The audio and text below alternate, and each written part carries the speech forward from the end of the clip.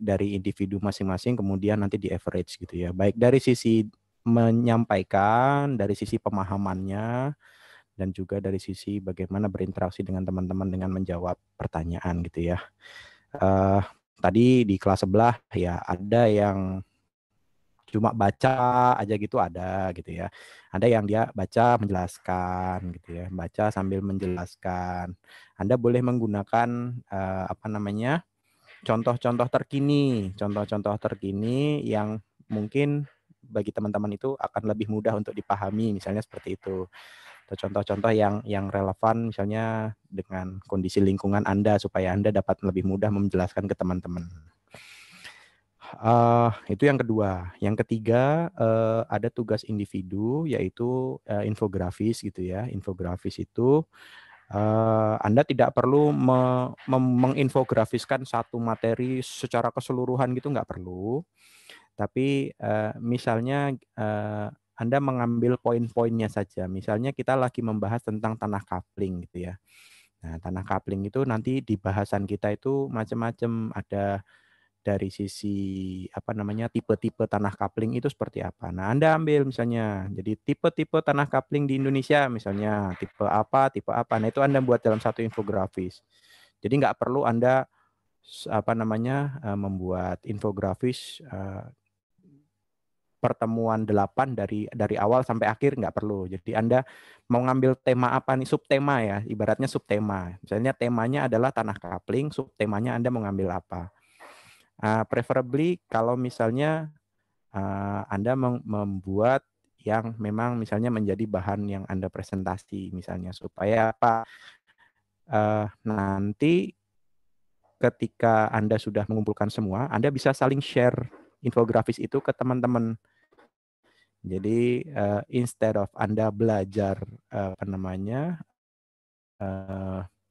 PowerPoint atau buku yang memerlukan pembahasan atau pembacaan secara detail, dengan melihat infografis itu akan lebih memudahkan teman-teman untuk belajar gitu ya, memahami suatu materi. Jadi nanti diharapkan hasil infografis itu silakan disebarluaskan ke teman-teman satu kelas gitu. Jadi ini loh aku punya materi tentang pertemuan ke-8 nih, pertemuan ke-8 subtema ini, subtema ini, subtema ini. Nah, diharapkan dengan 4 orang membuat 4 subtema yang berbeda itu bisa mengcover materi dalam satu pertemuan. Anda akan jauh lebih gampang mempelajari itu menggunakan infografis gitu ya. Dengan gambar, dengan tulisan yang di-highlight, dengan punchline tertentu gitu ya. Itu untuk memahami secara keseluruhan. Memang untuk mendalaminya Anda tetap harus membaca. Tapi kalau untuk memahami secara umum, Anda bisa memanfaatkan infografis itu. Itu juga saya mencoba melatih Anda, karena nanti ketika Anda masuk dunia kerja ya tahun depan mungkin Anda sudah mulai CPNS gitu kan.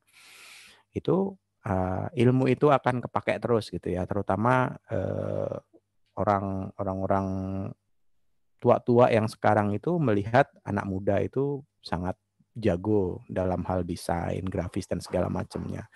Nah, itu saya mencoba untuk men-trigger Anda lah gitu ya.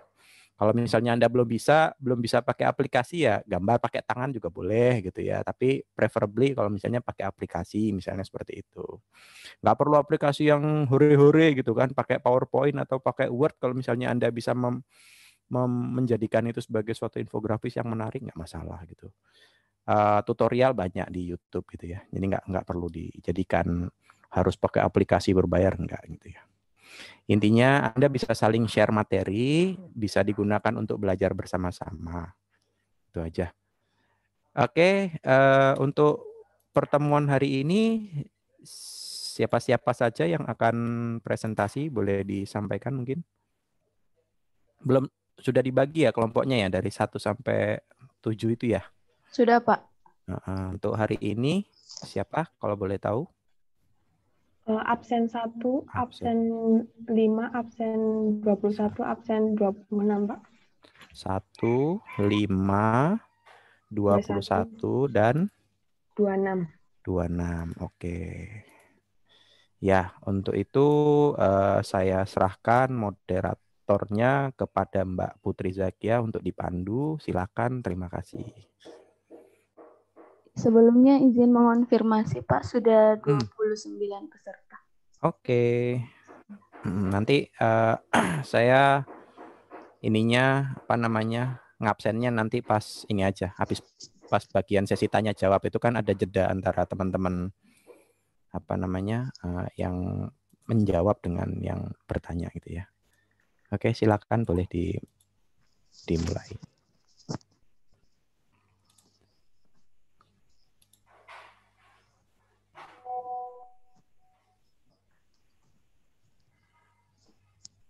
Assalamualaikum warahmatullahi wabarakatuh. Selamat pagi teman-teman. Pada minggu pertama ini yang akan melakukan presentasi adalah kelompok 1. Untuk itu kepada kelompok 1 saya serahkan waktu dan tempat.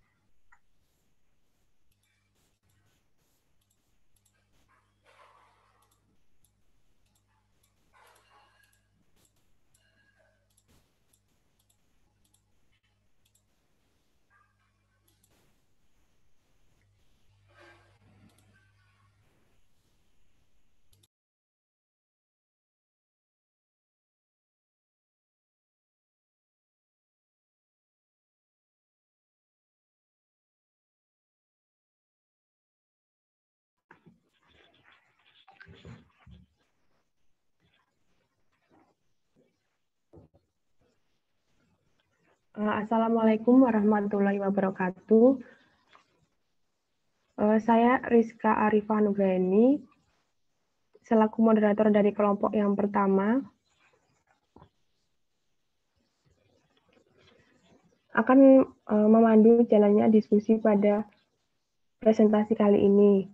Topik yang akan kita bahas yaitu mengenai RPS yang ke-8, yaitu tentang investasi tanah. Baik, langsung saja kepada teman-teman untuk memulai presentasi.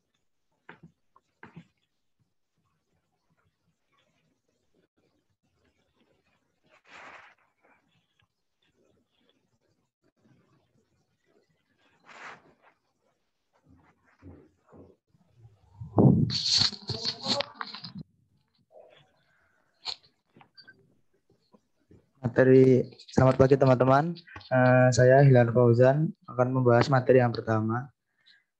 Membahas tentang tanah, investasi tanah berupa lahan atau coupling, pendahuluan, bentuknya berupa coupling, lahan relatif luas, akuisisi kawasan tanah, berupa kosong atau pertanian, lahan, potensi kreativitas laba, beresiko tinggi.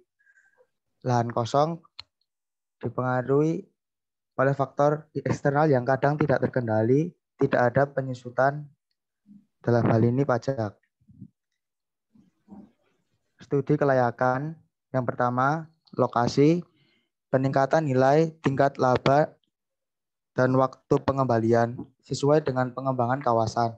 Yang kedua, kualitas fisik properti, fitur fisik lahan kosong, berupa topografi, komposisi, atau kemampu labaan, masing-masing investor berbeda. Lahan kaki bukit yang landai tidak baik bagi pertanian. Pengembang villa yang baik harus memperhatikan lahan kaki bukit. Fitur lain yaitu kontur, saluran air, kualitas tanah, perubahan peruntukan yang potensial, kapasitas yang lain. Yang ketiga, pengaturan waktu investasi jangka panjang tidak liquid, biaya-biaya yang dikeluarkan berupa pajak dan bunga. Semakin lama tak dimanfaatkan, semakin kecil tingkat pengembalian. Pemanfaatan berupa sewa parkir, menyewakan untuk lahan pertanian atau peternakan. Kerjasama bagi hasil. Yang keempat, biaya peluang yang hilang bunga atas investasi kas. Present value atas penjualan dari pendapatan investasi yang hilang, itu pilihan terakhir beli atau deposito. Yang kelima, penerimaan komunitas berupa memahami hukum dan politik setempat. Berpotensi mengembangkan kawasan beserta syarat penyediaan fasilitas. Selanjutnya, sewa atau jual. Analisa keuangan. Yang pertama sewa, pemilik harus pendapatan dan hak atas properti, peningkatan nilai, perluasan portofolio investasi, hutang, sewa, penyewa, daya ungkit diakunkan, pembayaran sewa sebagai biaya operasional sebagai penyusutan, membangun sesuai permintaan, yaitu sewa. Yang pertama, mempertimbangkan masa akhir sewa. Yang kedua, biaya pemeliharaan, perbaikan, perlindungan, dan pengamanan gedung pajak properti yang lebih tinggi. Selanjutnya, analisa permintaan terkait kemampuan pengembalian modal, menghindari penggunaan gedung dengan pemakaian tunggal. Selanjutnya, investasi coupling tunggal, yaitu konstruksi hunian pengembang. Yang kedua, punya potensi perubahan peruntukan wilayah yang lebih intensif, spekulan atau spekulatif. Coupling hunian bertujuan untuk mengharapkan pertumbuhan nilai. Yang kedua, pinjam bank. Yang ketiga, lunas, itu modal atau hipotek untuk pembangunan. Selanjutnya, coupling spekulatif untuk meningkatkan nilai dan keuntungan penjualan. Dan pertimbangan peruntukan wilayah untuk apartemen perkantoran tergantung penerimaan lingkungan. Cukup dari saya, dilanjutkan oleh Saudari Agita. Baik, selanjutnya saya Gita Ferliana akan melanjutkan bahasan mengenai luas lahan yang luas. Nah, biasanya pengembang atau spekulan lahan luas itu biasanya akan dijual kembali dalam satu kesatuan utuh dalam lahan yang luas langsung dijual atau akan dipecah-pecah dalam unit berbentuk kafe. Nah, jika penambah dalam bentuk kafling itu akan biasanya diberikan penambahan berupa fasilitas-fasilitas dari pengembang, yaitu berupa jalan atau ruang terbuka seperti taman atau tempat olahraga. Lalu biasanya disediakan saluran drainase atau nanti akan diberikan tempat ibadah dan lain-lain. Nah, pertimbangan pemecahan atau penggabungan ini berdasarkan konsep penggabungan, pengumpulan, dan pengelompokan. Nah, lahan ini lebih bernilai sebagai satu kesatuan yang next. Nah, di sini dijelaskan beberapa tipe tanah kafling. Nah, perlu diketahui bahwa status hukum tanah kafling itu hanya boleh berupa sertifikat hak milik atau berupa hak guna bangunan. Selanjutnya, tipe tanah kafling itu ada 6. Ada tipe A, tipe B, tipe C, tipe D, tipe E, dan tipe F. Selanjutnya akan dijelaskan rincian dari tipe-tipe berikut ini. Next. Nah, yang pertama ada tipe A, yang biasa disebut full desk lot. Nah, tipe A ini bisa dilihat di gambar, terletak di ujung jalan buntu. Nah, ada beberapa kelebihan dan kekurangan dari tiap-tiap tipe tanah kafling. Contohnya, tipe kelebihan tipe A itu bagian depan yang sempit sangat baik dari keamanan. Karena gini, kalau depannya sempit, kan pintu juga yaitu bagian belakangnya melebar. Lalu damai karena letaknya yang di ujung jalan itu kan akan jarang dilewati oleh kendaraan yang lalu lalang. Nah, pasti keadaannya lingkungannya yang lebih tenang dan damai. Kemudian cocok untuk lokasi tempat tinggal, keadaannya lebih tenang dan damai tadi. Kemudian ada beberapa kekurangannya juga. Kekurangannya yaitu area parkir depan rumah sempit karena emang bentuknya yang depan sempit.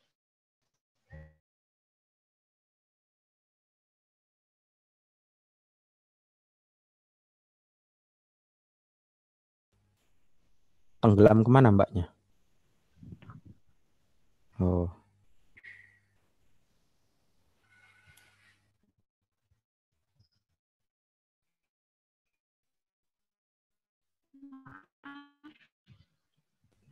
Halo, Mbak Agita. Iya, stop dulu, Mbak. Bentar. Teman-teman bisa mengikuti? Suaranya kurang terdengar, Pak. Suaranya Mbak Agita. Coba mungkin agak digedein itunya. Bentar. Ya, saya ulang dari yang sini ya, Pak. Dari mana teman-teman kira-kira? Tadi yang kelebihan sudah dari sini aja nggak apa-apa, dari kuldesak ini nggak apa-apa. Dari mulai tipe A ya, Pak. Tanya ke teman-teman, jangan ke saya gitu. Oke, silakan dilanjutkan. Oke, akan saya ulangi. Mohon maaf karena terputus karena jaringan. Saya ulangi.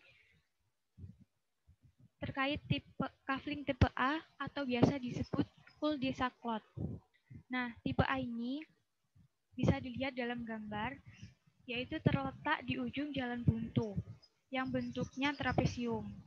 Nah, dari tiap tipe kafling itu memiliki kelebihan dan kekurangan masing-masing. Untuk tipe A, kelebihannya yang pertama, bagian depan itu sempit dan sangat baik bagi sisi keamanan. Nah, karena depannya sempit, pintu masuknya kan sempit atau hanya ada satu pintu masuk. Nah, itu akan dinilai keamanannya lebih baik daripada terdapat beberapa pintu masuk rumah. Selanjutnya, bagian belakangnya lebar. Untuk halaman belakang kan bisa lebih lebar. Itu menjadi kelebihan tersendiri. Kemudian, lokasinya yang lebih tenang dan damai karena letaknya di ujung jalan buntu akan lebih sedikit kendaraan-kendaraan yang berlalu lalang. Nah, maka keadaannya akan lebih tenang dan damai. Kemudian kafling tipe A ini cocok untuk lokasi tempat tinggal karena tempatnya yang lebih tenang, jauh dari lalu lalang tadi. Kemudian beberapa kekurangannya yaitu area parkir depan rumahnya yang sempit. Karena bentuknya yang depan sempit dan belakangnya lebar, maka area parkir yang depannya itu akan sempit dan kekurangan lahan untuk parkir. Nah, itu menjadi kekurangannya. Kemudian pintu masuknya yang sempit dan lahan parkirnya terbatas. Oke, next.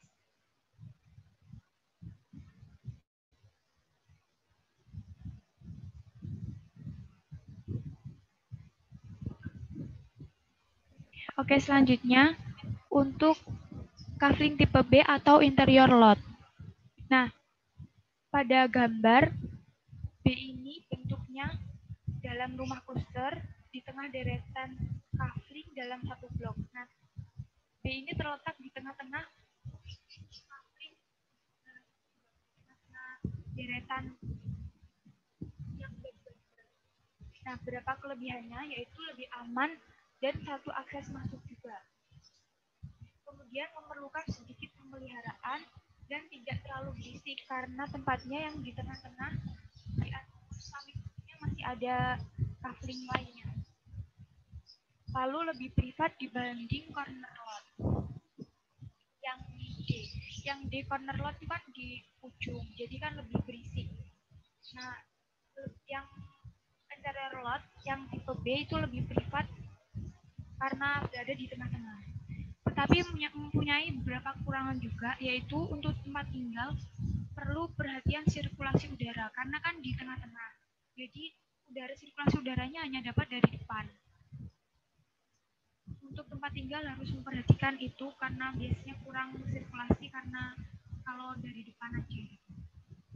Kekurangan yang kedua ada view-nya terbatas, yaitu hanya ada satu arah pandang, artinya hanya bisa di depan rumahnya saja. Next.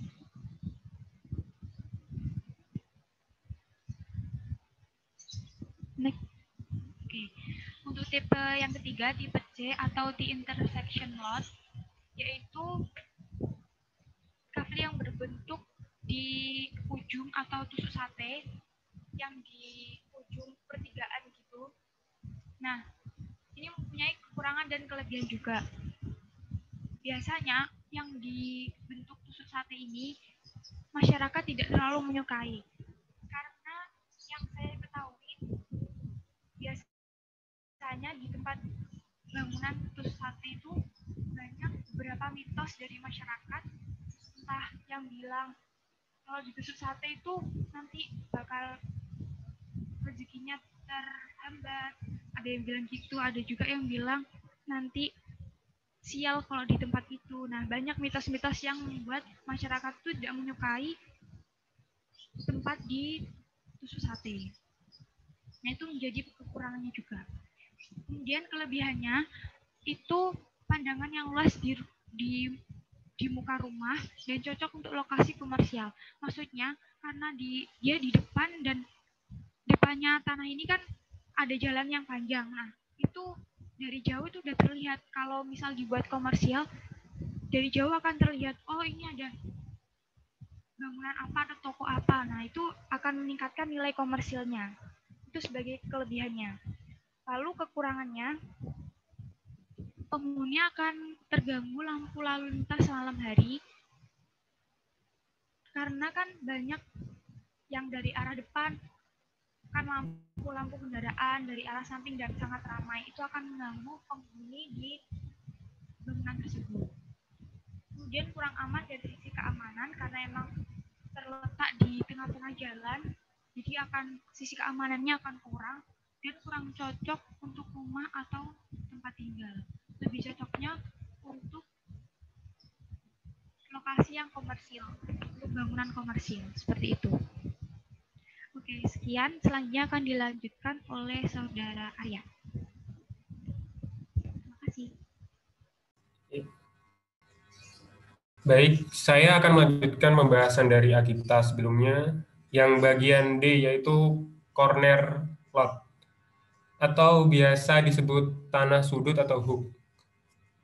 Adapun tanah corner lot ini terletak yang pada bagian D, yang di pojokan itu beberapa orang menghindari dan ada yang sebagian orang mencari. Adapun alasannya karena memiliki kelebihan sebagai berikut. Kaflingnya yang luas, sehingga dapat dimanfaatkan untuk area komersil sebagai tempat parkiran, kemudian memiliki 2 muka pintu. Nah, ini memiliki 2 muka pintu ini menurut kelompok kami baik untuk komersil, karena dapat menjangkau tatapan yang lebih luas. Kemudian dapat juga baik untuk tempat tinggal, karena sirkulasi udara dan halamannya yang luas juga. Kemudian baik untuk komersil, yang seperti tadi yang saya jelaskan. Area parkirnya yang luas dan jangkauan.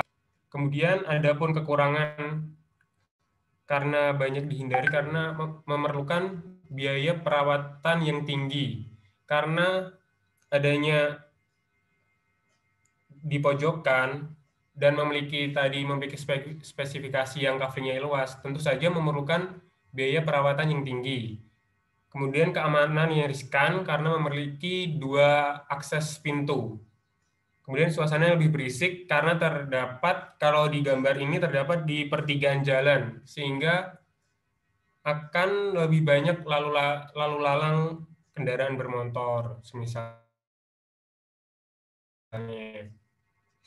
Kemudian next. Kemudian keylot ini terletak di tengah kafling, seolah-olah mengunci kafling sekelilingnya. Yang terdapat pada gambar E ini dapat dilihat itu terletak di tengah-tengah 2 bidang kafling yang ada di kiri dan kanannya. Kelebihannya sendiri adalah bentuk kaflingnya sempit memanjang ke belakang. Sudah jelas ini tanahnya sempit tetapi memanjang. Area parkir yang luas karena didukung adanya area yang memanjang ini, sehingga bagian depannya dapat digunakan untuk area parkir. Kemudian keamanan lebih terjaga.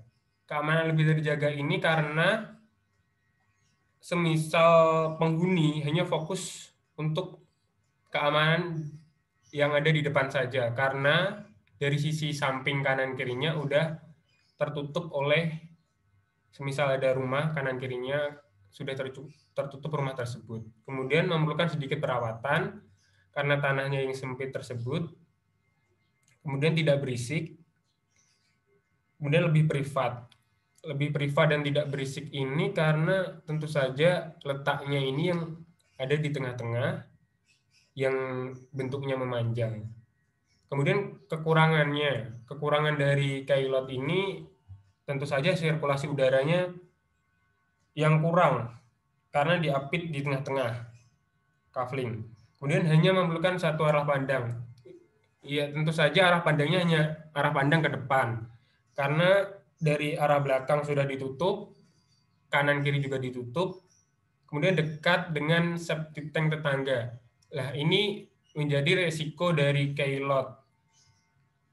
Kailot kenapa dekat dengan septic tank tetangga? Karena tentu saja karena bentuknya yang ada di tengah-tengah kafling, sehingga septic tank dari kirinya mungkin ditaruh di belakang, kemudian dari kanannya juga ditaruh di belakang, sehingga posisi septic tank tetangga tersebut akan dekat dengan area kafling yang terdapat pada kailot.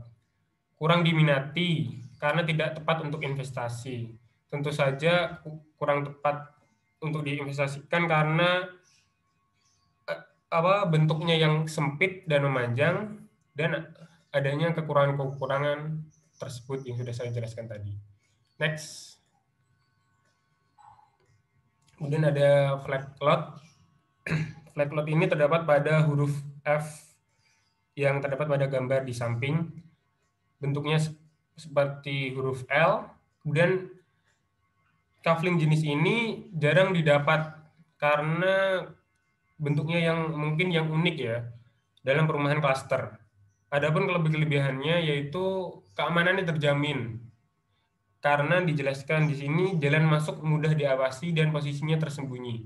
Tentu saja keamanan terjamin karena akses pintu masuknya hanya terdapat pada lorong seperti lorong ini, sehingga akses keamanannya mungkin perlu menambahkan CCTV di lorong ini, mungkin keamanannya sudah terjamin. Adapun kekurangan dari flat lot ini adalah tidak memiliki akses langsung ke jalan utama. Tentu saja tidak memiliki akses ke jalan utama karena di flat lot ini harus melewati seperti lorong ini terlebih dahulu baru akan terlihat jalan utamanya, dan tidak cocok untuk komersial. Tentu saja tidak cocok untuk komersial karena tempatnya yang terpencil dan tersembunyi. Tentu saja jarang dilalui masyarakat atau orang-orang yang lewat. Terus next, pembahasan selanjutnya. Nah, di sini saya akan menjelaskan tentang beli investasi tanah kafling. Hal-hal yang harus diperhatikan oleh investor adalah informasi. Informasi di sini adalah kejelasan informasi mengenai spesifikasi dari tanah tersebut, seperti jenis-jenis tanahnya tadi seperti apa, ukurannya seperti apa, apakah ukuran tadi sudah sesuai dengan kenampakan sebenarnya, sehingga kita sebagai investor tidak langsung percaya tanpa mengecek kondisi sebenarnya. Kemudian lokasi. Sebagai investor harus jeli-jelinya melihat lokasi, sehingga perlu diadakannya survei, sehingga dalam membeli tanah kafling harus memperhatikan kawasan di sekitarnya, apakah kawasan itu hidup atau tidak hidup, sehingga seperti lokasi komersial, apakah di sekitarnya itu banyak dilalui masyarakat atau orang-orang. Tapi untuk investasi residensial atau perumahan, apakah kawasan itu ramai, banyak penghuninya, suasananya apakah tenang. Kemudian dilanjut dengan kondisi dan asal-usul tanah kafling. Kondisi dan asal-usul tanah kafling ini sebenarnya berkaitan dengan kondisi sebelumnya sebelum kita beli. Apakah dikembangkan dengan baik, apakah dilepas tangan atau dibiarkan sehingga kenampakan dari tanah kafling tersebut kurang menarik. Kemudian aspek yang paling penting adalah legalitas tanah kafling. Sebagai investor, kita harus jeli-jeli untuk mengecek legalitas dari tanah kafling, sehingga jika izinnya tidak sah nanti, tentu saja investor pula yang akan dirugikan karena harus mengurusnya lagi, kalau bisa diurus. Kalau tidak, mungkin anggap saja kita sudah kena tipu. Kemudian yang terakhir adanya harga tanah kafling. Harga tanah kafling ini sendiri, sebagai investor kita harus bisa mengira-ngira apakah harganya ini sesuai dengan spesifikasi yang kita beli atau kerendahan. Kalau kerendahan, tentu saja kita dapat menjualnya lebih besar nantinya. Kalau ketinggian, alangkah baiknya kita mempertimbangkan terlebih dahulu. Kemudian ada pun upaya menghindari sengketa tanah. Adapun cara menghindarinya, cek asal-usul kepemilikan lahan. Ya, di sini cek asal-usul kepemilikan lahan ini seperti hal-hal yang harus diperhatikan tadi, seperti kepastian legalitas tanah. Ada seperti apakah ada legalitas yang double atau gimana, kita cek ke Badan Pertahanan terlebih dahulu sebelum membelinya. Kemudian cek keabsahan sertifikat tanah. Nah, ini cek keabsahan sertifikat tanah ini apakah kita sudah mengantongi izin seperti untuk sertifikat HGB untuk pembangunan rumah residensial seperti itu. Dan kredibilitas penjual. Kredibilitas penjual ini seperti apakah ada rekam jejak kriminal seperti itu, sekiranya penjual ini apakah memiliki catatan yang kurang baik dalam melaksanakan jual belinya. Kemudian next.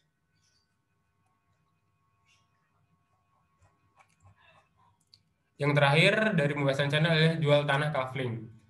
Dalam jual tanah kafling, adanya pecah tanah kafling dan urus izin peralihan penggunaan tanah. Nah, pecah tanah kafling sendiri ini adalah bentuk investor dalam meningkatkan daya guna tanahnya, sehingga dipecah-pecah, sehingga dijual kembali, sehingga akan mendapatkan untung yang lebih besar lagi, dan juga diperhatikan dalam peruntukan peralihan penggunaan tanah tersebut. Dan iklan dan promosi yang tepat. Dalam era sosial media saat ini, iklan dan promosi haruslah sesuai dengan pasarnya. Dan iklan yang promosi yang menarik tentu saja itu lebih dilirik oleh pelanggan atau calon pembeli. Kemudian kelola tanah dengan tampilan yang lebih menarik ini berhubungan dengan developer dari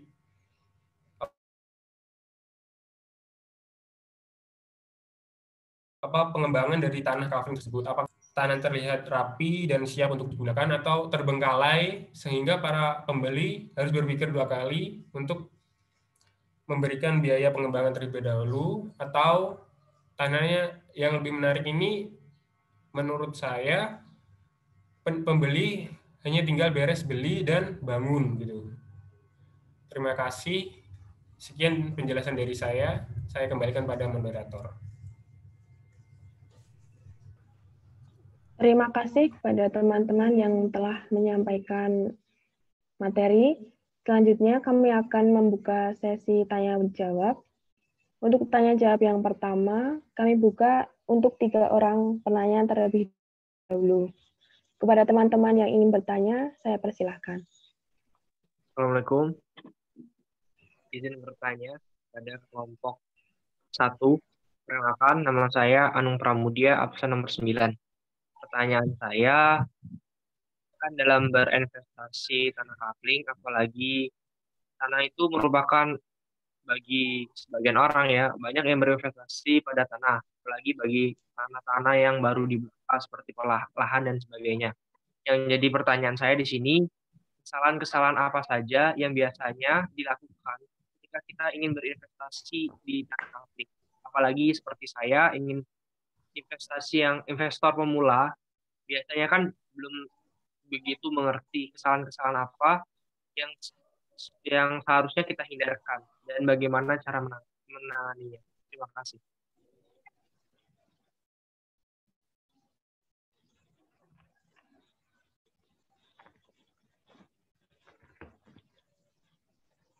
Baik, terima kasih Saudara Anu. Apakah masih ada pertanyaan selanjutnya? Mohon izin. Assalamualaikum warahmatullahi wabarakatuh. Selamat pagi. Perkenalkan, nama saya Andika Bayu Prasetyo, nomor absen 6. Izin mengajukan pertanyaan kepada kelompok 1. Tadi pada materi investasi tanah, baik lahan maupun coupling, pada subtopik studi kelayakan kan tadi harus memperhatikan kualitas fisik properti. Lalu juga ada fitur lain seperti kontur, saluran air, kualitas tanah, perubahan peruntukan yang potensial, dan fasilitas. Lalu yang saya tanyakan adalah, sebagai calon investor, kira-kira perubahan peruntukan apa saja yang bisa muncul terhadap properti yang mungkin kita akan beli, lalu sebagai calon investor pula, antisipasi apa saja yang bisa kita lakukan. Terima kasih. Terima kasih atas pertanyaannya. Mungkin untuk satu pertanyaan lagi. Izin bertanya. Kalau boleh pertanyaannya ditulis sekalian itu di PowerPoint supaya teman-teman yang lain bisa membaca juga. Nanti barangkali bisa ikut dalam diskusinya. Terima kasih.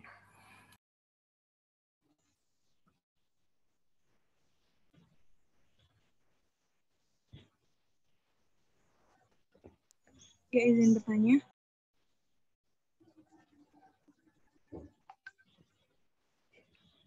Baik, silahkan. Perkenalan, saya Nila Vicky Yulianti, nomor absen 23 dari kelompok 3. Izin bertanya mengenai tanah spekulan. Nah, sebenarnya tuh apa sih yang membuat tanah kafling ini menjadi spekulan?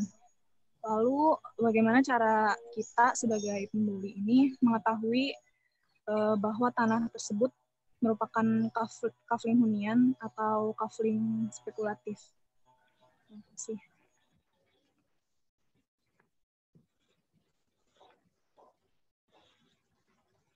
Mungkin sesi tanya jawab yang pertama untuk 3 orang penanya. Baik, saya persilahkan pada teman-teman pemateri untuk menjawab dan menanggapi dari 3 pertanyaan tersebut.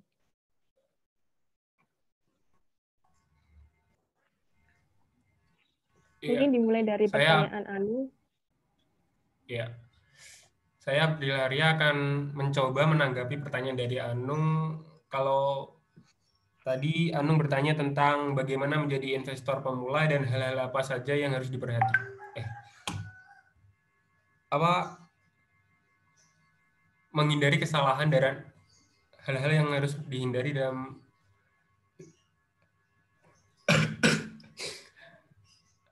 agar terhindar dari kesalahan investasi tanah dan bagaimana cara menanggulanginya. Baik, yang pertama tips dari saya adalah tidak acuh terhadap aspek legalitas. Sehingga sebagai investor kita perlu memperhatikan aspek legalitas dari tanah tersebut. Kita cek terlebih dahulu apakah aspek legalitas tanah tersebut sudah terpenuhi, sehingga apabila kita telah membelinya, kita tidak lagi susah payah untuk mengurusnya, ataupun jika isinya tidak sah, kita tidak ikut menanggung resikonya. Yang pertama itu, yaitu mengecek aspek legalitas. Kemudian yang kedua adalah mengecek lokasi kawasan dari tanah tersebut. Kawasannya apakah hidup atau tidak, seperti yang sudah saya jelaskan tadi.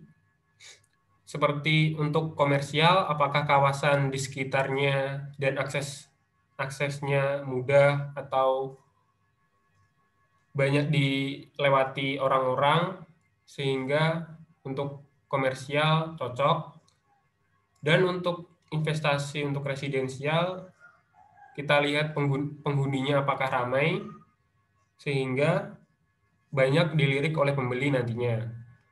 Kemudian yang ketiga, sebagai investor tanah, adapun hal yang jangan sampai lupa yaitu aspek perawatan atau pengembangan dari tanah tersebut.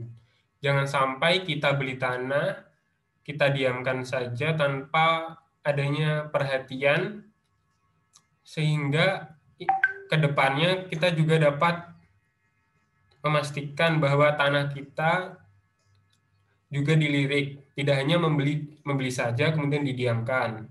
Walaupun nanti dapat terjual juga, namun likuiditasnya akan terhambat karena tanah kita itu kurang dilirik karena tampak mukanya itu kurang menarik. Mungkin itu saja dari saya untuk menanggapi pertanyaan dari Anu. Mungkin dapat dilanjutkan oleh rekan saya untuk pertanyaan selanjutnya. Terima kasih.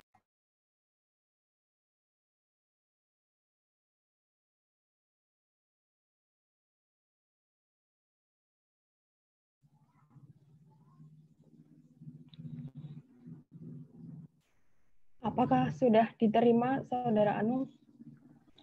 Sudah. Mantap. Baik, terima kasih. Untuk pertanyaan selanjutnya, kami akan mencoba menjawab pertanyaan dari Nila.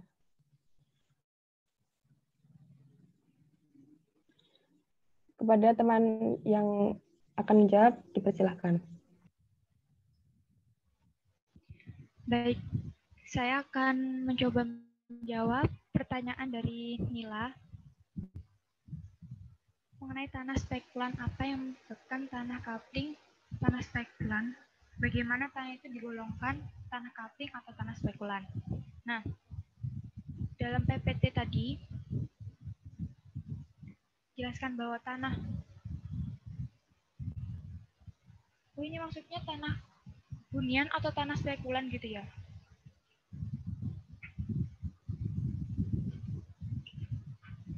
Oke. Nah, menurut saya, kalau tanah spekulan itu akan biasanya akan ditempatkan di tempat-tempat yang lebih strategis. Contohnya ada di tengah kota. Nah, kalau kapling yang hunian kan bisa di daerah perumahan atau di dalam gang, kan bisa. Tapi kalau yang membuat tanah itu spekulan atau bisa mendapat keuntungan yang lebih besar dan adanya pertimbangan untuk peruntukan wilayah, biasanya kan digunakan untuk apartemen atau untuk perkantoran. Nah, itu pastinya akan ditempatkan di tempat-tempat yang lebih strategis daripada kapling yang hunian. Karena kalau di tempat strategis kan akan meningkatkan nilai dan keuntungan si pengembangnya. Selain itu, kalau ditempatkan di tempat-tempat yang di dekat rumah, itu akan menurunkan nilainya. Nah, itu yang menjadi ciri tanah-tanah yang lebih spekulan.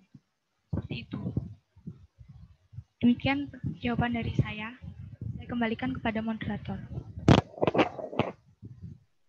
Apakah sudah diterima, Saudara Nila? Ya, sudah. Terima kasih. Untuk pertanyaan selanjutnya, yaitu dari Saudara Andika Bayu.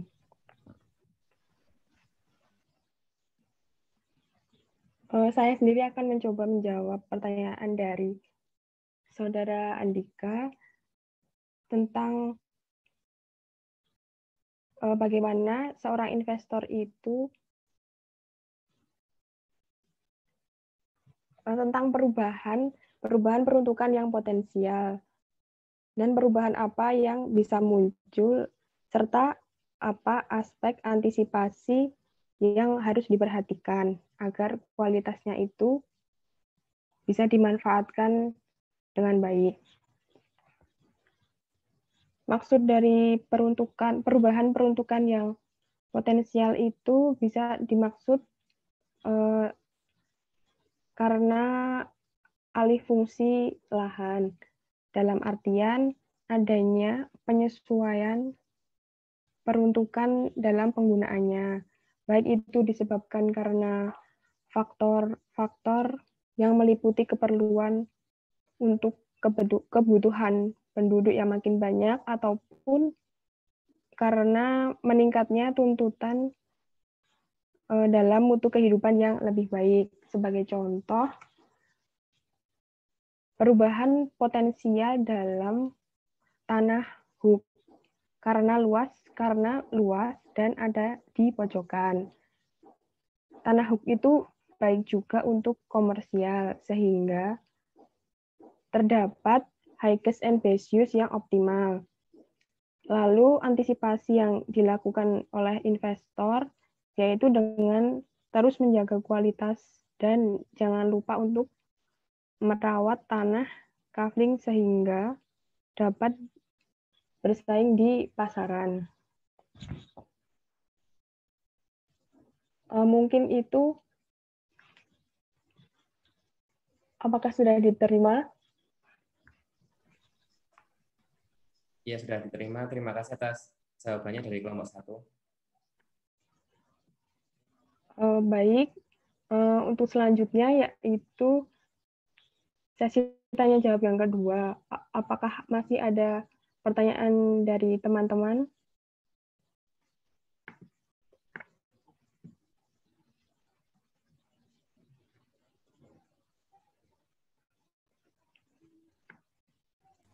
Silakan teman-teman yang ingin berdiskusi.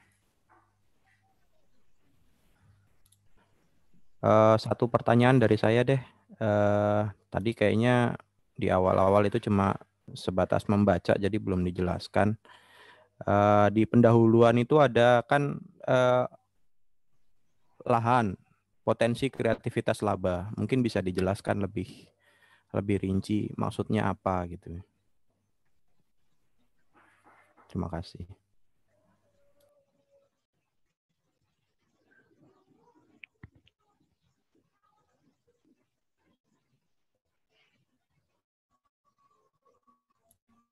Silakan teman-teman yang mau diskusi lebih lanjut. Kami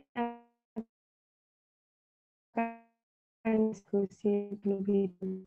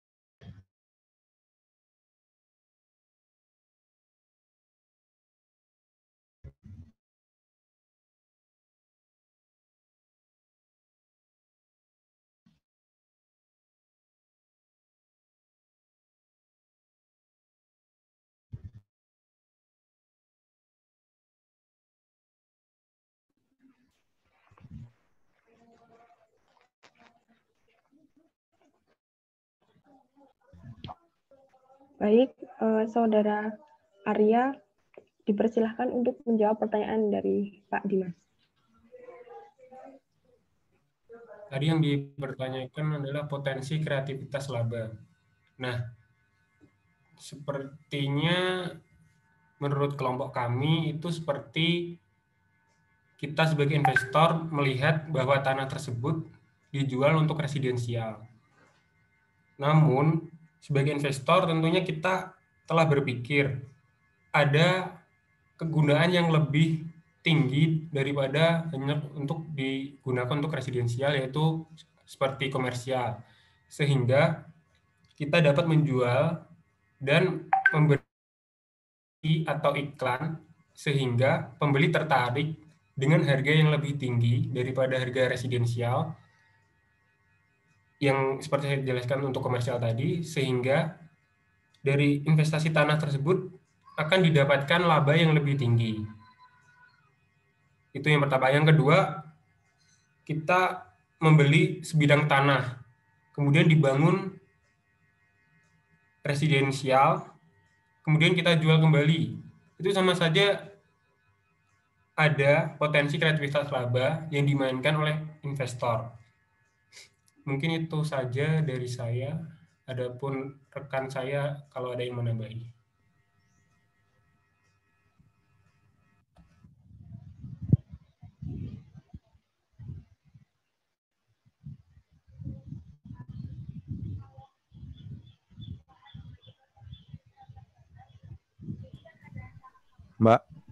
Mbak Akita, nggak kedengeran suaranya, Mbak.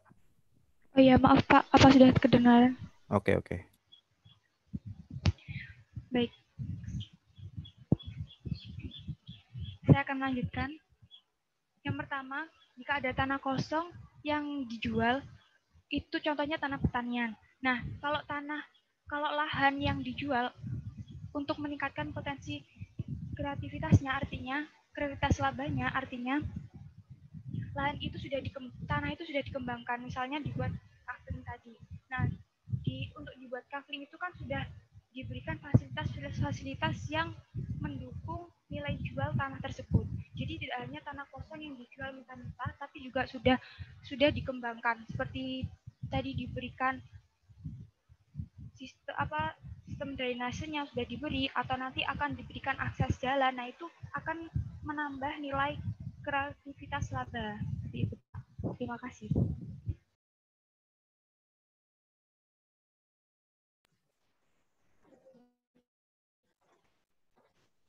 Mungkin itu jawaban dari kelompok kami, Pak. Apakah sudah menjawab? Oke, sangat menjawab. Terima kasih. Silakan dilanjutkan. Kalau ada yang mau diskusi. Apakah dari teman-teman masih ada yang ingin bertanya?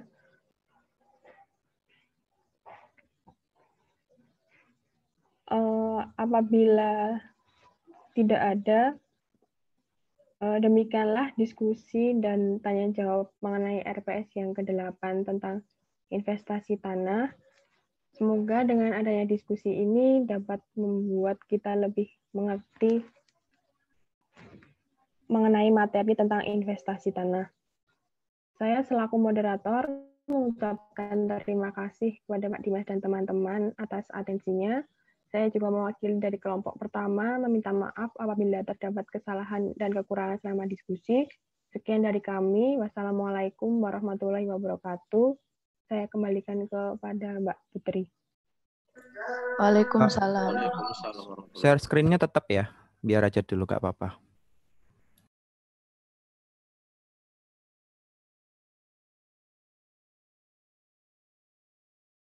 Baik teman-teman, itu tadi presentasi dari kelompok 1. Mungkin saya kembalikan lagi kepada Pak Dimas jika ada hal tambahan yang ingin disampaikan. Baik, saya coba nambahkan sedikit. Yang pertama kita applause dulu untuk teman-teman yang sudah mempresentasikan hari ini, luar biasa, sangat luar biasa ya gitu ya. Meskipun ada yang kurang sih. Secara umum overall is good. Nilainya kalau bisa saya berikan itu tadi berapa ya? 81,25. Jadi kalau secara individual ada yang mendapat nilai 95, ada juga yang mendapat nilai 65 gitu. Jadi tolong Anda dalam presentasi ini, karena ini adalah tugas kelompok gitu ya, presentasi kelompok, Anda berusaha semaksimal mungkin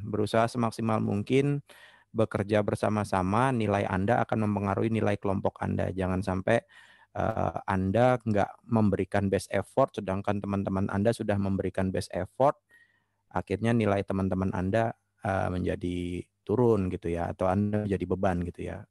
Ikut berpartisipasi, ikut berdiskusi, sampaikan gunakan waktu ini untuk bekerja bersama-sama. Kalau misalnya Anda memang merasa wah kayaknya berat nih materi ini nih, tuker ya sama punya kamu ya, misalnya seperti itu, supaya secara average itu Anda dapat terlihat baik gitu ya. Kayak saya menilai untuk masing-masing individu, tapi untuk nilai secara total saya berikan secara average gitu ya. Luar biasa Mas Abdillah tadi, luar biasa gitu ya, outstanding menurut saya. Kemudian ya yang lain jangan ini ya, jangan jadikan itu sebagai motivasi gitu ya. Kalau bisa satu kelompok itu presentasi kayak Mas Abdillah semua nilainya 95 semua, nanti bisa jadi dalam presentasi gitu ya. Sedikit saya menambahkan, jadi yang terkait dengan lahan, ini kan di awal ini kan kita cerita pendahuluan gitu ya. Investasi tanah, apa sih kita kalau seandainya Anda mau melakukan investasi tanah, baik itu tanah lahan yang secara luas maupun tanah kapling gitu ya, maka bentuknya itu bermacam-macam gitu ya. Bisa tanah kapling, bisa tanah kosong, bisa tanah pertanian gitu ya. Nah dari situ Anda itu memiliki suatu lahan di mana keuntungan investasi, nilai investasi yang return yang Anda harapkan itu tergantung dari kreativitas Anda. Tergantung dari kemampuan Anda mengolah tanah tersebut. Kalau misalnya gedung, investasi gedung, barangnya sudah ada, kreativitasnya Anda itu untuk memaksimalkan laba itu terbatas. Ya mungkin Anda hanya mengubah desain atau menambahkan interior eksterior gitu ya. Sedangkan kalau lahan di mana nilai lahan itu tidak terlalu mahal dibandingkan kalau Anda beli lahan dengan bangunannya gitu ya. Itu misalnya Anda beli tanah di desa gitu ya. Anda beli tanah harga misalnya 50 juta, Anda dapat harga 100 meter persegi, misalnya seperti itu. Dengan uang segitu, itu kalau Anda memiliki kreativitas yang sangat tinggi, Anda bisa memaksimalkan potensi laba. Misalnya kalau orang yang nyari gampangnya aja, tanam pohon pisang, dijual pisangnya, Anda dapat laba dari penanaman pohon pisang itu gitu ya. Itu yang paling gampang gitu ya. Kalau misalnya Anda punya modal yang lebih, Anda bisa buat empang gitu kan ya. Anda buat kolam pemancingan, itu dapat mendatangkan orang. Atau Anda membuat ruko, menyewakan kepada orang lain. Atau Anda membuat klaster gitu ya. Tanah kapling dijadikan klaster murah atau klaster mahal, itu tergantung dari kreativitas Anda. Dengan dana terbatas, Anda bisa membuat klaster yang sifatnya luxurious, maka itu bisa menghasilkan laba yang maksimal. Jadi di sini investasi tanah itu memang memiliki potensi yang sangat besar bila dibandingkan Anda berinvestasi dalam bentuk bangunan gedung atau investasi-investasi lainnya. Karena itu tadi, tanah itu masih mentah gitu ya, masih mentah.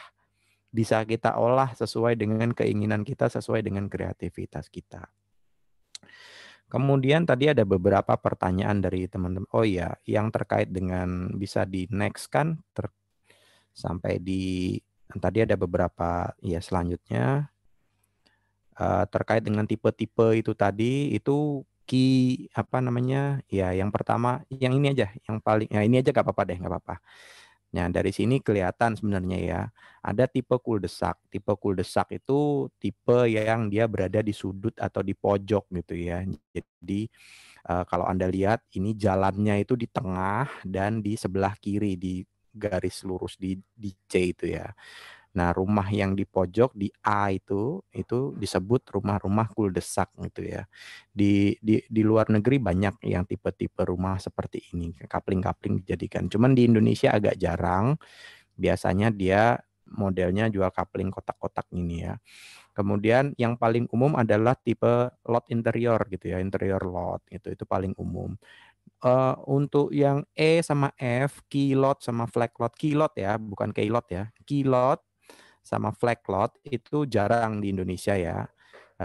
Biasanya kalau yang key lot itu dia nggak mungkin dia bakal naruh rumah satu di tengah kotak gitu, sementara kiri kanan ada rumah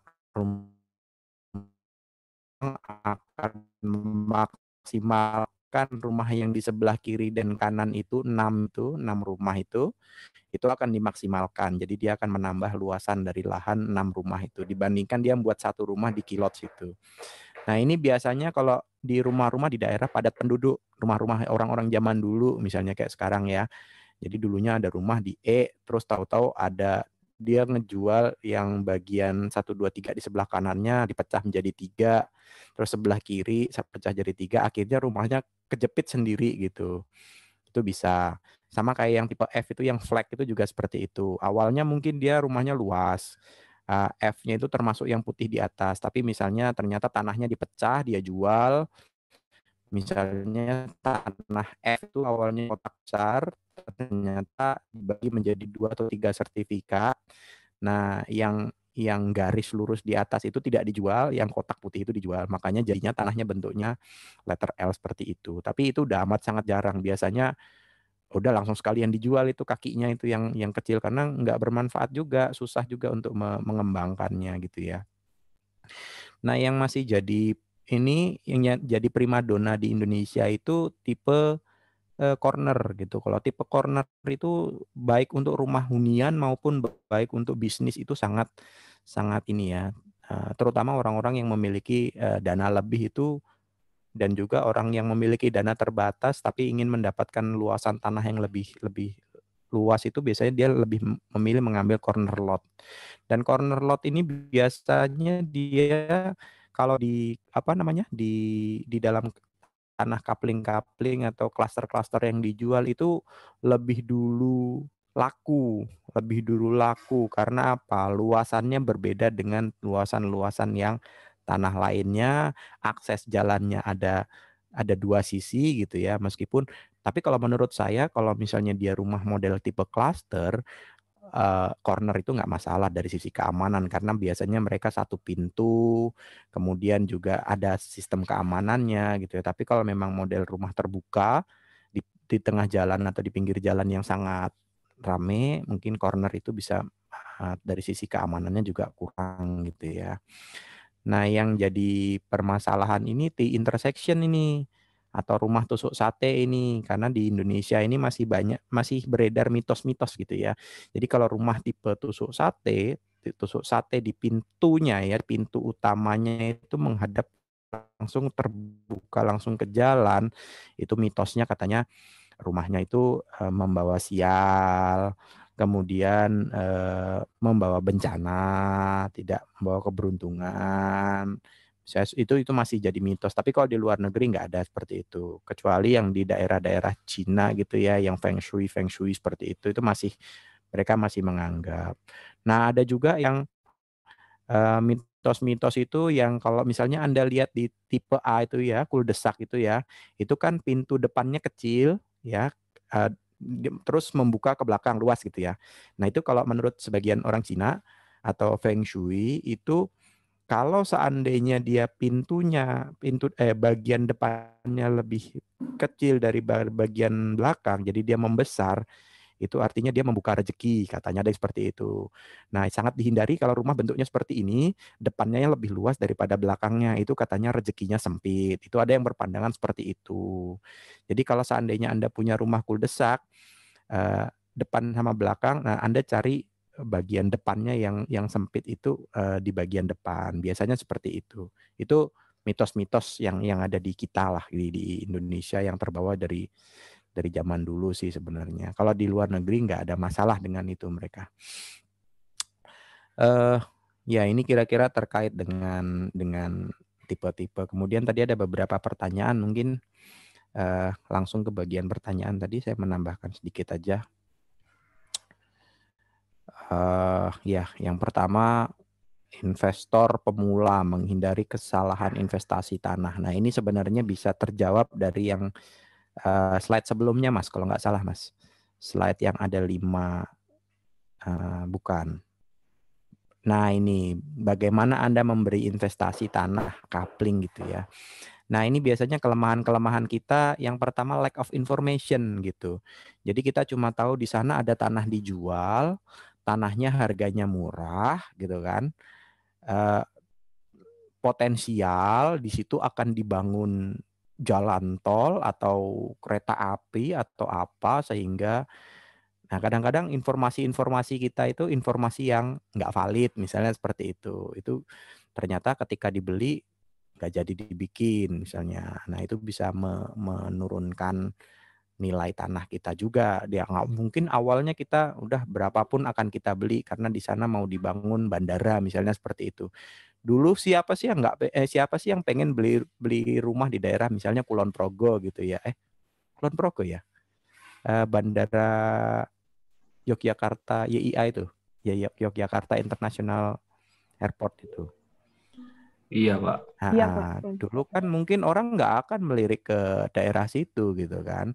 Nah, begitu ternyata di situ mau dibangun bandara, nah daerah situ harga tanahnya meningkat ya seperti itu. Bintaro dulu tuh kesannya tuh di tahun 80-an itu ya tempat jin buang anak misalnya gitu ya. Daerah-daerah yang sangat jauh dari Jakarta, perbatasan Jakarta Selatan dengan Tangerang gitu ya. Ternyata sekarang Bintaro, orang beli rumah di Bintaro rebutan gitu ya. Tanah di Ceger, zaman-zaman saya kuliah dulu, wah nggak dianggap itu kan. Sekarang orang-orang karena sudah nggak tanah di daerah Bintaronya sudah habis, pada lari ke Ceger semua. Ceger udah nggak ada lagi tanah yang di bawah 1 M gitu ya, rata-rata sudah mahal semua. Jadi seperti itu. Informasi yang mungkin kita lack of information. Kemudian lokasi, kita tidak melakukan survei, kita hanya melihat dari internet misalnya ya, mungkin Sultan gitu kan. Wah, di sini ada tanah harganya sekian, luasnya sekian, beli gitu. Nggak tahu ternyata lokasi sebelahnya sebelah jurang gitu kan. Itu juga bisa menurunkan tanah. Kemudian legalitas, terutama pada umumnya legalitas dan asal-usul nih ya. Jadi kadang-kadang kita nggak mendalami, kita nggak tahu tanahnya itu asal-usulnya tanah apa, apakah itu dulu awalnya tanah adat yang kemudian sudah dijadikan, sudah diserahkan kembali kepada pemerintah dan dijadikan tanah komersil dan segala macam. Kita nggak melakukan pengecekan atas legalitas, ternyata sertifikatnya ada 2 gitu kan. Nah itu menjadi kelemahan biasanya pada saat investasi. Karena itu tanah itu biasanya ya, dia kalau masih kondisi tanah itu banyak yang mengklaim. Kalau barang, kalau udah jadi bangunan, nah itu biasanya beda. Itu rumah saya jelas karena ada bangunannya. Tapi kalau tanah ini tanah siapa nggak kelihatan, nggak pernah lihat ada orang tidur apa duduk atau ngapain di lokasi tersebut. Itu yang biasanya menjadi kelemahan ketika kita membeli tanah. Harga juga bisa jadi tergiur gitu kan dengan lokasi gitu. Kemudian kita menawar dengan harga yang tinggi padahal seharusnya di lokasi tersebut misalnya ya kita nawar 1 juta per meter padahal sebenarnya 800 pun masih bisa gitu, masih dapat. Cuman karena kita sudah tergiur dengan lokasinya, misalnya ngelihat lokasinya lokasi elit gitu ya.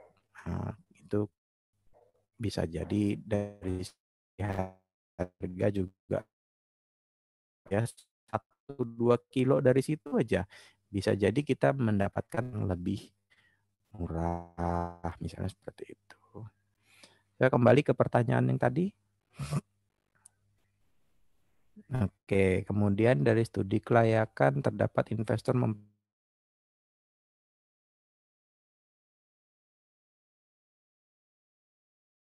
tanah yang kan ya kalau Anda lihat pembangunan sekarang itu menyasar ke pembentukan TOD baru ya, transit on development yang baru.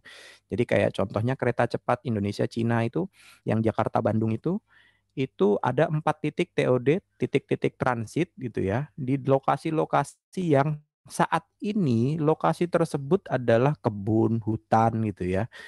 Nah, itu ketika nanti kereta itu jadi, jalur kereta itu jadi dan di situ lokasi transit, maka di lokasi-lokasi tersebut akan mulai terbuka keramaian-keramaian baru. Tanah-tanah di daerah situ yang kemarin terakhir saya ngelihat di daerah Kerawang itu ya, di daerah Kerawang saya turun ke lapangan, itu tanahnya itu masih tanah kampung, masih tanah luas milik milik apa namanya ya, perusahaan-perusahaan gitu ya, perusahaan A, perusahaan B, perusahaan C.